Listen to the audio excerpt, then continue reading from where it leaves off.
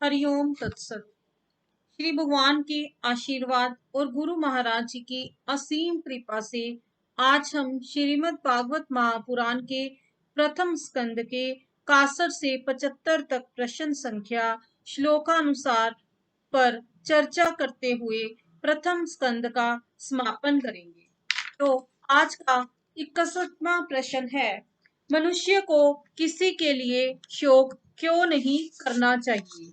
इस प्रश्न संख्या का उत्तर अध्याय 13 प्रथम स्कंद के अध्याय 13 श्लोक संख्या 40, 41, 42 और 43 में भगवान ने इस प्रकार देते हुए स्पष्ट किया है। मनुष्य को किसी के लिए भी शोक नहीं करना चाहिए, क्योंकि यह सारा जगत ईश्वर के वश में है।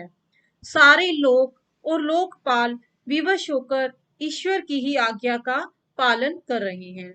वही एक प्राणी का को दूसरे प्राणी से मिलाता है और वही उन्हें उनसे अलग करता है। जैसे बैल बड़ी रस्सी में बंधे और छोटी रस्सी में नथे रहकर अपने स्वामी का भार ढोते हैं, उसी प्रकार मनुष्य भी वर्ण श्रमादि अनेक प्रकार के नामों से वेद रूप रस्सी में बंधकर ईश्वर की ही आज्ञा का अनुसरण करता है।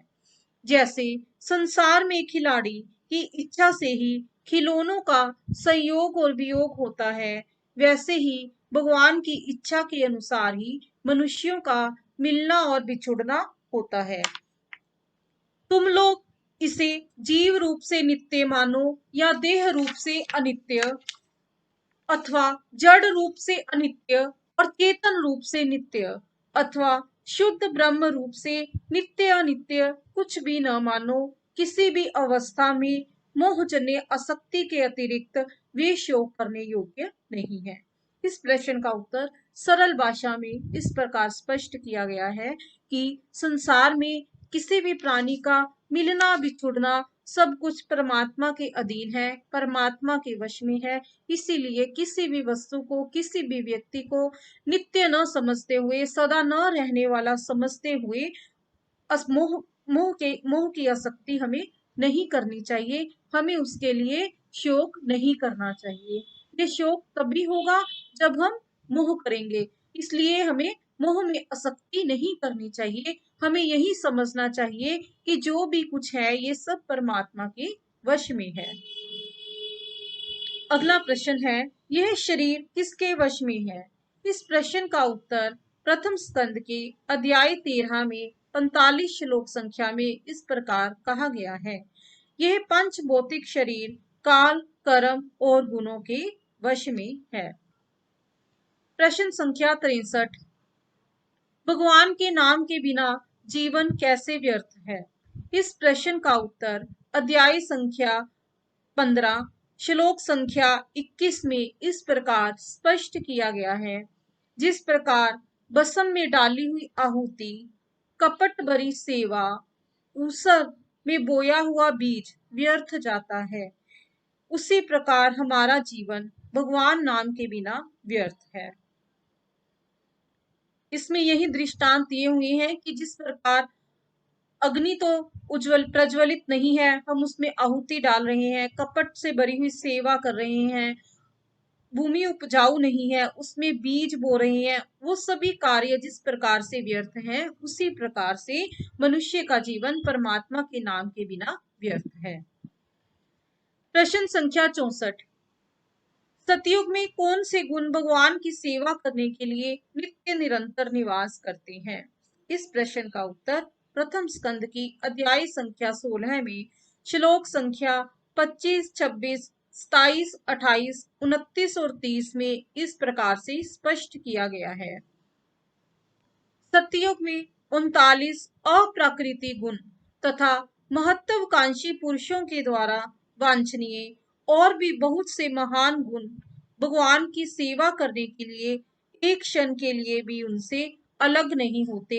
वे नित्य निरंतर निवास करते हैं।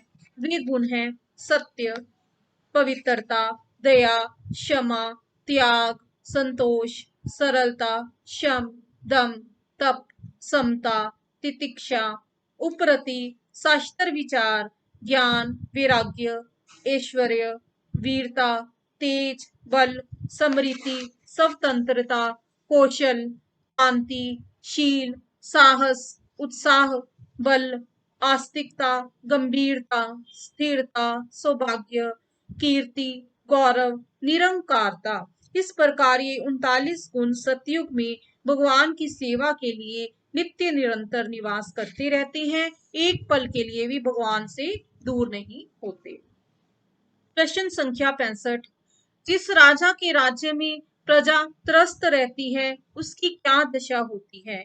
इस प्रश्न का उत्तर अध्याय संख्या 17 श्लोक संख्या 10 में इस प्रकार से दिया गया है।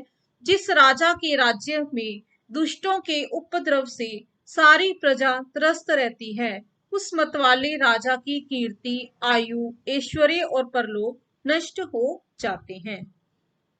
अर्थात कहने का भाव यही है कि एक राजा की मॉरल ड्यूटी है, राजा की ड्यूटी है कि वो अपनी प्रजा को किसी भी प्रकार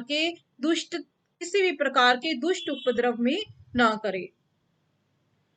अगला प्रश्न है, किसी जीव को भगवान का भय अवश्य रहता है? इस प्रश्न का उत्तर अध्याय संख्या 17 में श्लोक संख्या 14 में इस प्रकार से दिया गया है। जो किसी निरपराध प्राणी को सताता है, चाहे वह कहीं भी रहे, उसे भगवान का भय अवश्य ही रहेगा।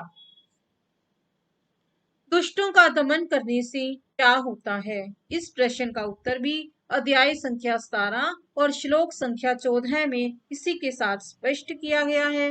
दुष्टों का दमन करने से साधुओं का कल्याण होता है। प्रश्न संख्या 67। राजाओं का परम धर्म क्या है?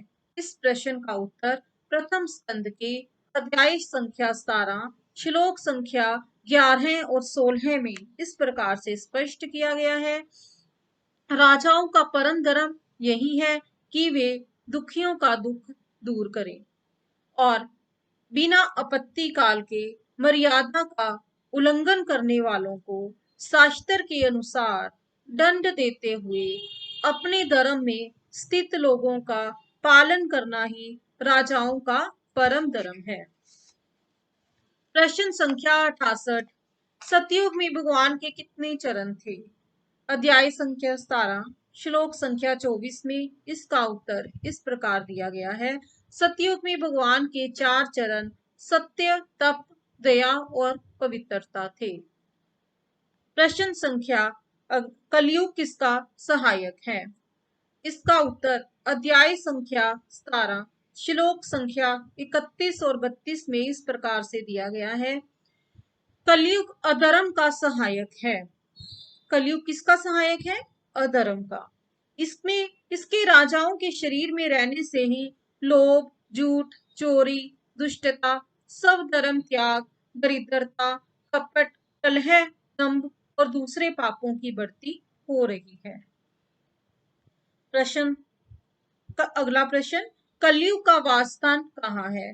इसी का उत्तर अध्याय संख्या 17 श्लोक संख्या 38 और 39 में इस प्रकार से दिया गया है। जहां दूध, मद्यपान, स्त्री संग और असत्य, मद, असक्ति और निर्दयता व्याप्त है, इन स्थानों में कलयुग का निवास रहता है। प्रश्न संख्या 71। आत्म कल्याणी पुरुषों को इन स्थानों का कभी भी सेवन नहीं करना चाहिए। अर्थात जो व्यक्ति अपना कल्याण चाहता है उसे किन स्थानों में नहीं वास करना चाहिए? इस प्रश्न का उत्तर अध्याय संख्या 17 श्लोक संख्या 39, 40 और 31 में इस प्रकार से स्पष्ट किया गया है। आत्म कल्याणी पुरुषों को झूठ, मद, काम, वैर और रजोगुण इन 5 स्थानों का सेवन कभी नहीं करना चाहिए, क्योंकि इन 5 स्थानों पर सदैव ही अधर्म का निवास होता है। इसलिए जो व्यक्ति अपना कल्याण चाहता हो, कल्याण चाहने की इच्छा रखता हो, उसे इन 5 स्थानों पर कभी भी सेवन नहीं करना चाहिए। प्रश्न संख्या 72। व्यक्ति को मौत से कब डर नहीं लगता? इस प्रश्न का उत्तर अध्याय संख्या 18 श्लोक संख्या 23 में श्लोक संख्या 2 और 3 में इस प्रकार से स्पष्ट किया गया है। जब अपना चित्त भगवान के चरणों में समर्पित कर सब प्रकार की आसक्तियां छोड़ देते हैं, तब व्यक्ति को मौत से डर नहीं लगता। अर्थात कहने का भाव यही है कि जब हम सभी प्रकार की आसक्तियां संसार में व्याप्त जितनी भी हैं, उन सभी से मुख छोड़कर उनसे आसक्तहीन होकर अपने आप को भगवान के चरणों में समर्पित कर देते हैं, तब हमें मौत से डर नहीं लगता। अनंत काल में मोह किन लोगों को नहीं होता? इस प्रश्न का उत्तर अध्याय संख्या 18 श्लोक संख्या 4 में इस प्रकार से दिया गया है। जो लोग भगवान श्री कृष्ण की लीला